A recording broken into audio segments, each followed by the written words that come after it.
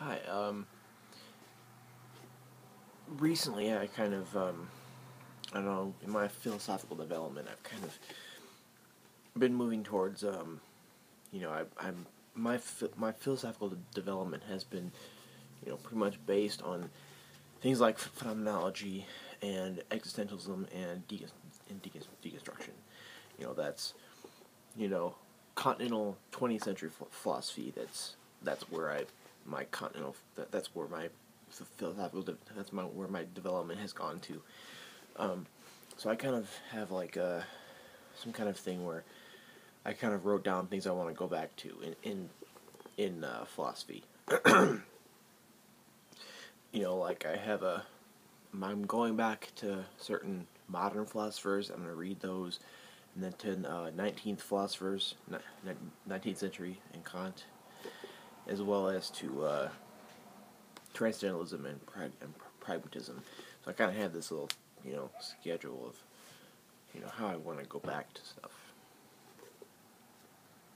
I'm currently going back to modern philosophy. I've reread Descartes' Meditations, and I did videos on the first and second meditations, and I'm going to do a video about the sixth one as well, and then that's it for Descartes, and I'm going to do one video about Locke's essay concerning human understanding. And it's only going to be about the first book, though. The first book is about innate ideas or innate notions. The second book, third and fourth, are stuff that I did go through, but I don't really want to talk about it. It's kind of not my section, I guess. First of all, I want to think about Descartes' argument for innate ideas. Innate ideas, he says, that are things that are within you, the intellect, which are not from senses. It's similar to the a priori of Kant.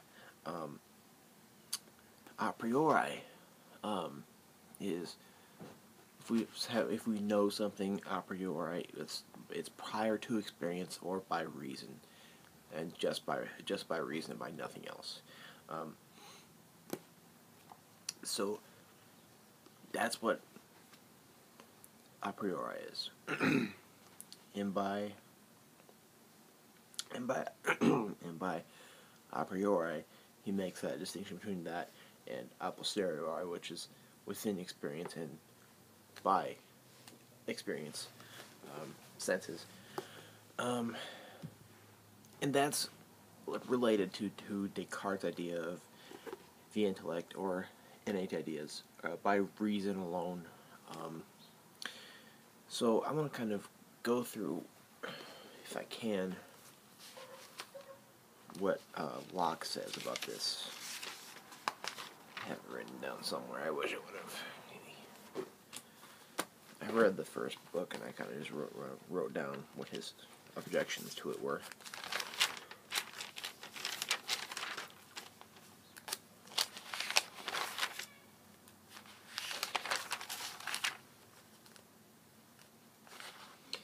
Sorry.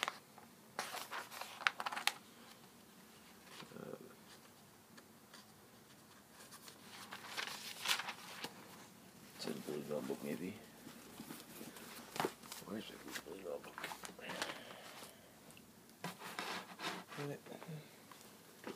Oh, there it is.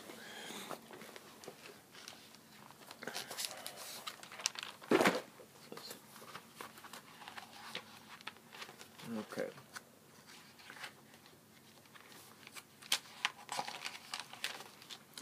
Alright.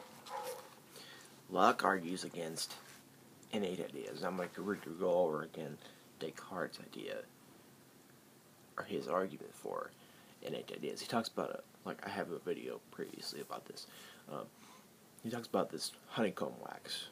We can use senses about it, but the taste, the feel, all this stuff about how it's hard. And if we put it by the fire, it'll melt. and it'll be liquid, and it'll be a way different form.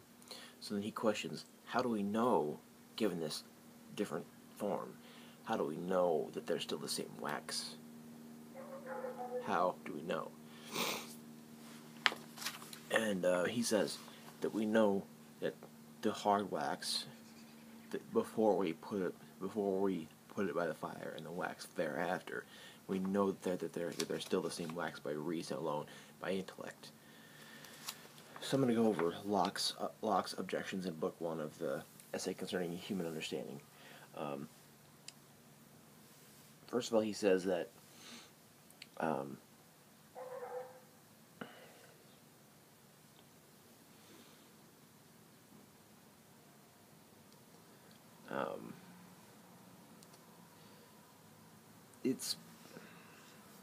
we are all born knowing whatever is, and is the other fundamental principles. We discover where our ideas come from, and what it means to have those ideas. We examine issues of faith and opinion to see how we should logically proceed when knowledge is limited.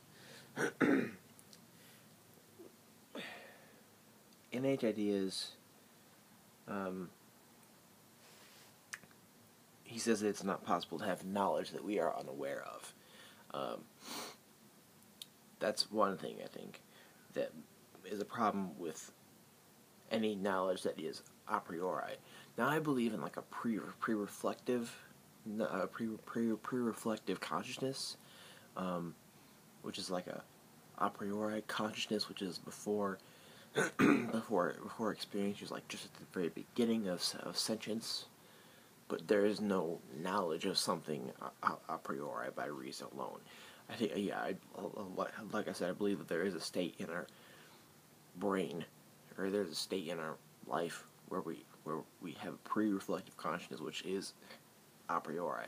But there's no knowledge there, really. There's no knowledge of anything based upon pre-reflective consciousness, based upon a priori. And we have no knowledge of what we can't have knowledge of something if we are unaware of it. That's one thing. I think it's if we see the wax change, and we're like, well, how do I know that? Then I don't think we can have innate ideas if we can see the wax change. It's like, well, how do I know that the wax is the same? And then Descartes says by intellect, but then I didn't know that I had knowledge about that.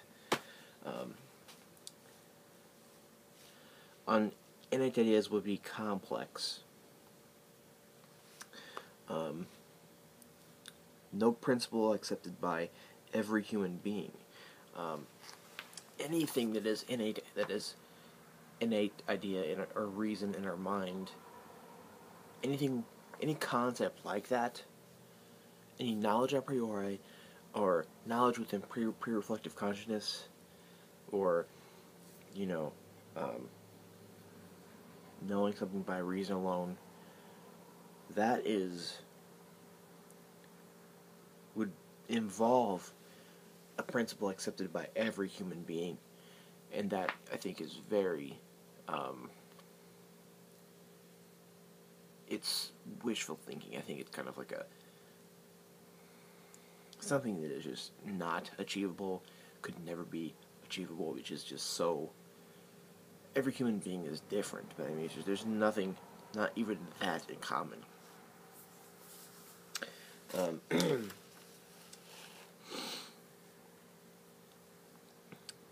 Universal agreement would come through something other than innate knowledge, like anything that we would come to be agreement with, and within certain ideas, would be on something that would be based on this, other than innate knowledge. So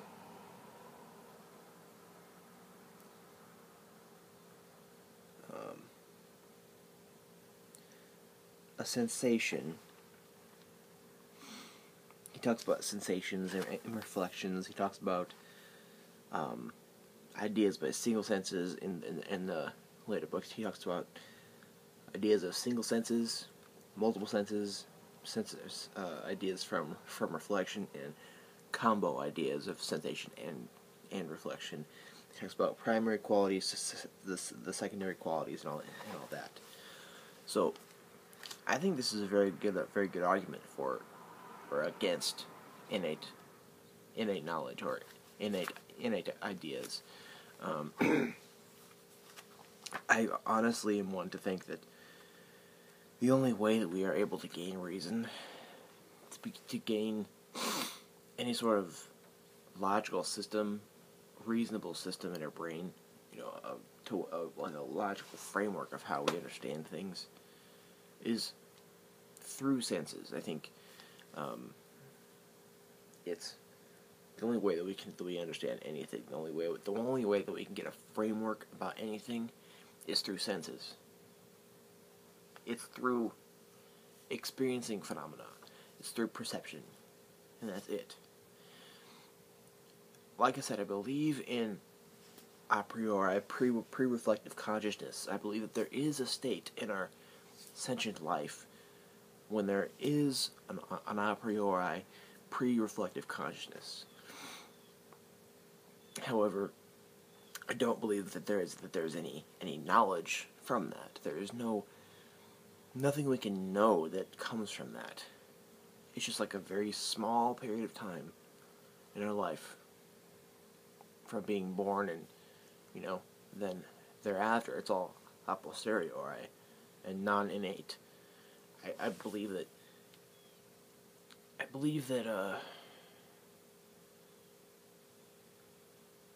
there can be no knowledge from this kind of thing. There are no innate ideas. We know that the wax stays. We know that the wax is the wax. That the wax is the same wax from the point of its being hard to its being melted by senses, by having a logical framework of seeing how things work within our perceptual phenomena. We see physical and chemical changes through senses, and we can logically infer through induction.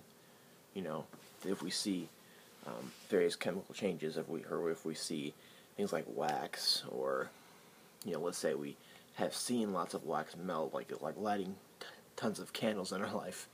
If we see all of these candles melt, if we see that everybody else's candles have melted when we heat them, then we can logically infer through induction, and it would be a sound, or not a sound, but a strong argument that it is always the case that even though wax, when we heat it and melt it, it's still the same wax.